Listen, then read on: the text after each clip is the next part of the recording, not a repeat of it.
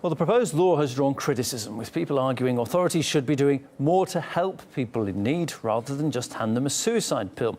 We put the issue up for debate with Rob Jonquière, who's the Executive Director of the World Foundation of Right to Die Associations, and Roger Kiska from the Christian Legal Centre. It is part of a policy to guarantee people a good quality of life. Of course, it is a bit strange to talk about a law which is terminating life as being one to make better quality of life. But that's exactly what the law is for. It is for elderly people who themselves, so nobody else, no family, think their life is at this moment no worth living anymore, not because they are ill, but just because they are too old for themselves. And in reality, 98% of them, as the study has shown, if given the proper bedside manner, if shown that they are worth something, would want to live. So as a compassionate society, we should be making people feel loved rather than feeling like a burden, so much so that they would want to be put to death. I am convinced that in all countries around the world, doctors are helping patients die if they really do want to die.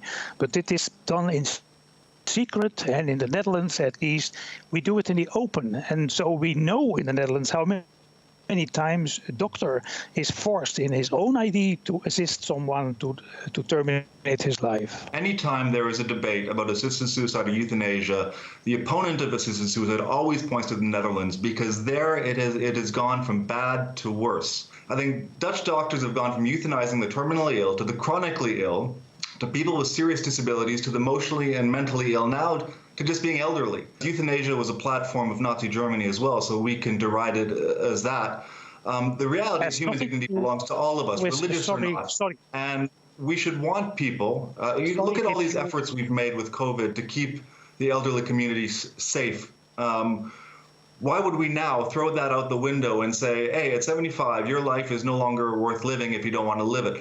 Let's work with the elderly community to make them feel wanted, to make their lives better. There are older people, they must be 75 years or older, who, like the terminal ill patients, do not want to live on in that situation. And they want to have the right to say, I want rather to be dead than live on in this way, and I want to die a dignified death.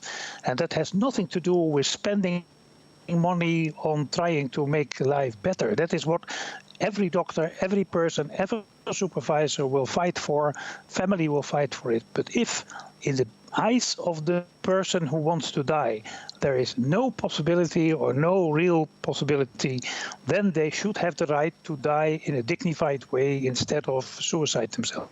Now, the European Court of Human Rights has been clear that this is not a human right.